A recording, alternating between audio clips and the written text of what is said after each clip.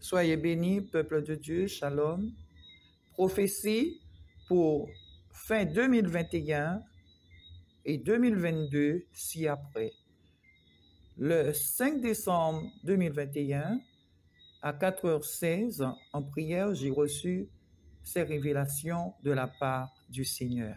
Le Seigneur dit, nous allons vraiment rentrer dans une grande turbulence spirituelle. Beaucoup de conflits dans les églises, beaucoup de morts subites des serviteurs et des chrétiens. Des serviteurs seront jetés en prison, beaucoup de divorces à cause de l'infidélité, de l'incompréhension. Certains serviteurs des grandes églises prêchant la prospérité sont sur écoute et le compte de leurs églises et le leur sont surveillés par les autorités. Vos biens mal acquis seront saisis, dit l'Éternel. Mauvais berger, vous n'avez pas veillé et prié. Mammon et l'orgueil, la cupidité sont entrés dans votre cœur. Satan et Jézabel sont entrés dans mon église. Je vous tiens pour responsable. Église, écoutez-moi. C'est le temps du grand pardon et la réconciliation. Le Seigneur dit à ces hommes de reverser cet argent maintenant pour les pauvres, les veuves et les orphelins, de construire des hangars de protection hors des grandes villes pour les jours à venir, de préparer la terre pour la cultiver. Je vois dans un hangar des jeunes louer le Seigneur. Mais Seigneur, ils ne vont pas m'écouter.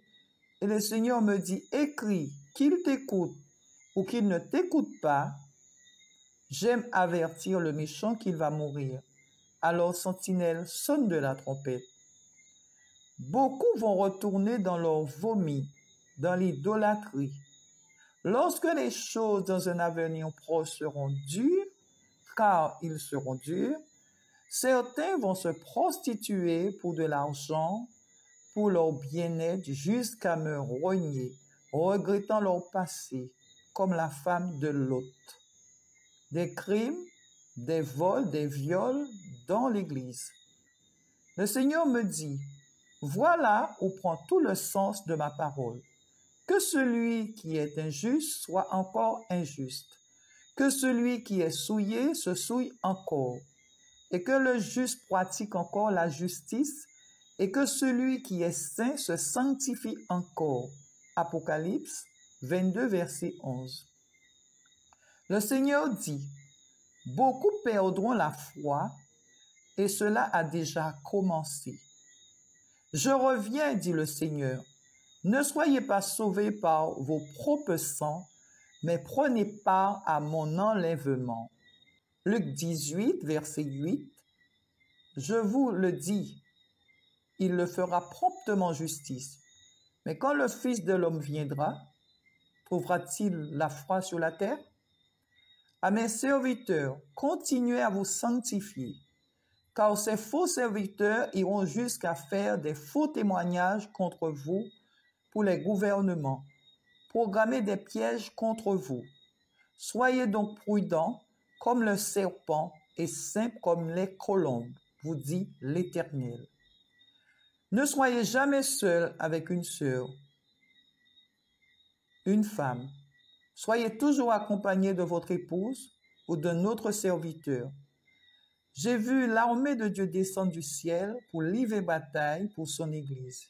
Merci Seigneur. N'ayez crainte. Je suis celui qui conduit à bras forts et mains élevées. Femmes, soyez soumises à votre époux, car l'homme est le chef de la famille. Restez sous la bénédiction de vos époux. Une femme sage bâtit sa maison. Proverbe 14, verset 1. Priez en famille, car c'est une puissance, dit l'Éternel. Prenez courage. Il faut que ces choses arrivent. Ce sont les douleurs de l'enfantement. Je vous consolerai, moi l'Éternel. Je vous conduirai à main forte et bras étendus. Psaume 84, verset 7. Lorsqu'il traverse la vallée de Baca, il la transforme en un lieu plein de sources et la pluie la couvre aussi de bénédictions. À tous ceux qui sont restés fidèles, ils seront revêtus de nouveaux vêtements, d'une nouvelle huile de paix, de joie et de bonheur.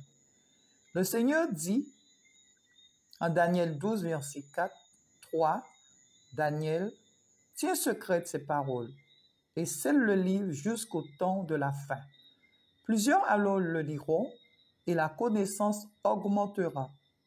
J'ouvrirai votre intelligence, dit le Seigneur. Vous prêcherez ma parole révélée avec puissance. Je mettrai de nouveaux hymnes dans vos cœurs. Mon Église sera forte dans la communion fraternelle, dans l'amour. Faites régulièrement la Sainte Seine.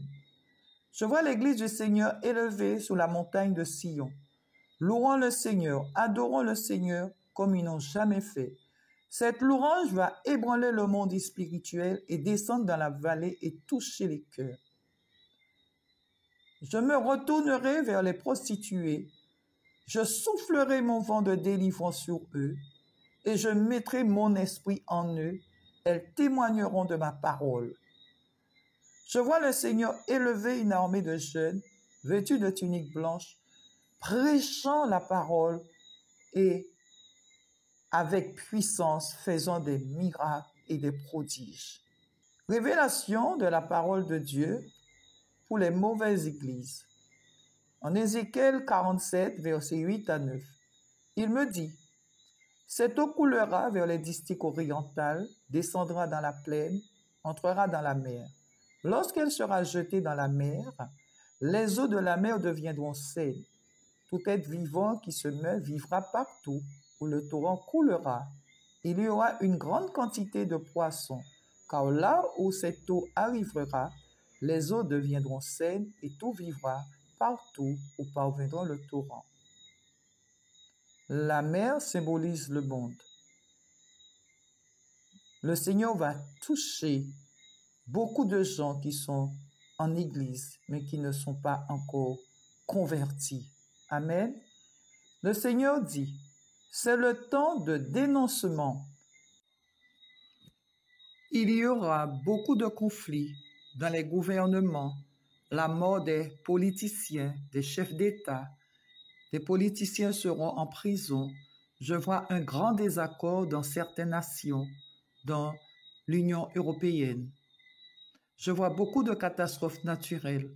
Malheur aux gens qui habitent au bord de mer. Tsunami. Certains haïront Dieu dans ces moments difficiles. Beaucoup vont accepter Jésus-Christ comme leur sauveur.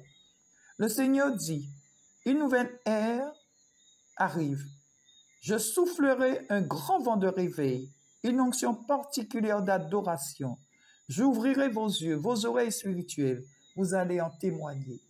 J'ai vu dans le premier ciel la Vierge Marie avec les adeptes de Satan qui l'adoraient à cause de la tromperie volontaire du Vatican.